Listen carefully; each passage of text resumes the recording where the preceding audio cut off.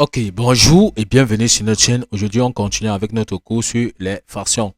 On va voir ceci à travers un exercice d'application que nous allons essayer d'expliquer de la manière la plus simple possible. Donc, restez jusqu'à la fin de la vidéo pour ne rien manquer. Exercice, calculer les fractions suivantes. Donc ici, nous avons 4 fractions que nous allons calculer au courant de cette vidéo.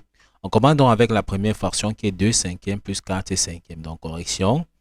Nous avons 2 cinquièmes plus 4 cinquièmes. Ce qu'on va retenir déjà ici, à savoir, c'est que voici la barre de fraction. Ce qui est au-dessus de la barre de fraction, on appelle ça le numérateur. Et ce qui est en bas de la fraction, on appelle ceci le dénominateur. Or, on retient que pour additionner deux fractions, il faudrait qu'ils aient le même dénominateur. D'accord? Donc, comme c'est le cas ici, nous avons le dénominateur de la première fraction ici qui est 5. Le dénominateur de la deuxième fraction qui est 5. Donc, ça veut dire qu'on peut les additionner ensemble.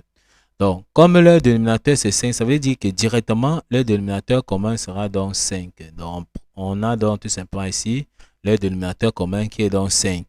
Tout ce qu'on a à faire, c'est d'additionner leur numérateur. Donc, on va faire 2 plus 4. Donc, on fait tout simplement 2 plus 4. En additionnant 2 plus 4, ça nous donne tout simplement 6.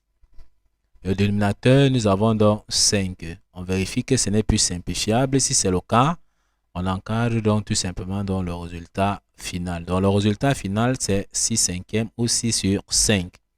Ok, on passe donc aux deuxième expression. À la deuxième expression qui est l'expression dans 2b. On recopie encore. Nous avons 7 tiers moins 6 tiers. Ok. Ici, on constate que on veut donc additionner les deux fractions.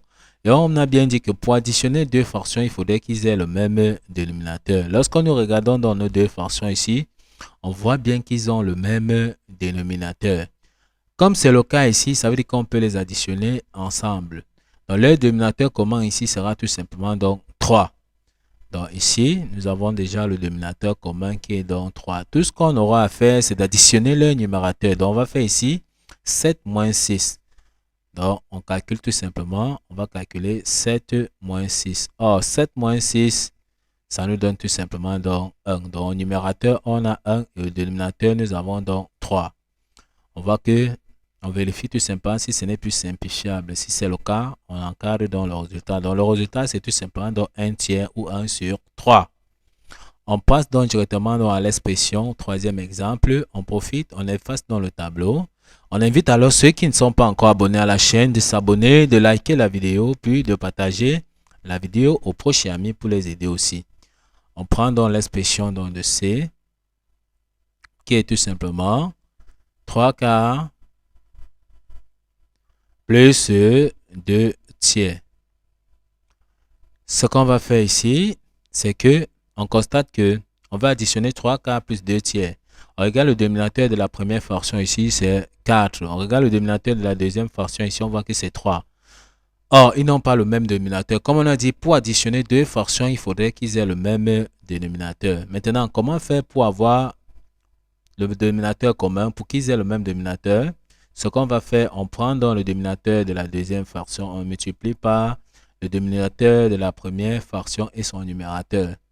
Donc, on prend donc tout simplement dans le 3 ici, on va multiplier le dénominateur de la première fraction par 3 et son numérateur par 3. Pourquoi? Parce qu'on sait bien que si on multiplie le numérateur et le dénominateur par un même nombre, l'expression ne change. 3 et 3 peuvent se simplifier, on va rester encore avec 3 et 4.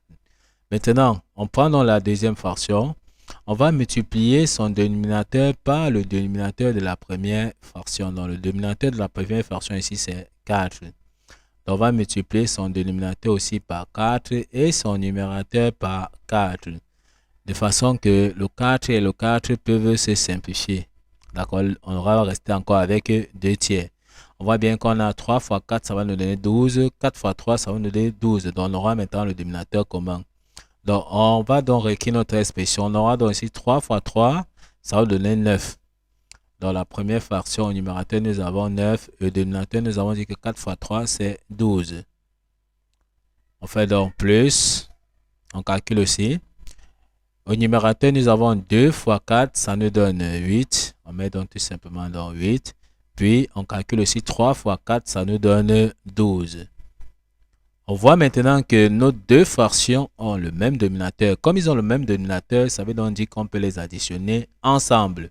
Donc, le dénominateur commun ici, c'est bien 12. Donc, on maintient tout simplement donc 12 comme le dénominateur commun. Donc, on a donc 12 comme tout à l'heure. Comme ils ont le même dénominateur, ça veut dire qu'on va additionner leur numérateur. Donc, on va faire 9 plus 8. Donc, on fait tout simplement 9 plus 8. En calculant, qu'est-ce qu'on aura? Au numérateur, on aura 9 plus 8. 9 plus 8, ça nous donne tout simplement donc 17. Donc, on écrit tout simplement donc 17. Et au dénominateur, nous avons 12. On était en train de calculer l'expression tout simplement 3 quarts plus 2 tiers.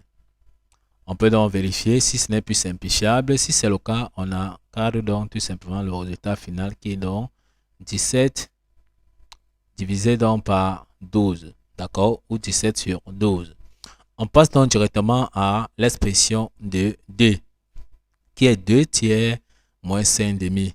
On constate ici qu'ils n'ont pas le même dénominateur. Donc, il va falloir trouver déjà le même dénominateur commun, d'accord? Le dénominateur commun afin de calculer. On vous laisse donc le soin de traiter l'expression de l'exemple D, puis nous laissez vos réponses en commentaire pour montrer que vous avez suivi la vidéo jusqu'à la fin et que vous avez compris tous les exemples que nous avons fait. Nous allons vérifier le résultat, effectivement, si vous avez donc trouvé la bonne réponse. Ok, nous sommes donc arrivés au terme de cette vidéo. Ne manquez pas de vous abonner à la chaîne, de liker la vidéo, de partager la vidéo aux proches et amis et d'activer donc la cloche de notification pour ne plus manquer nos prochaines vidéos. Sur ce, à bientôt!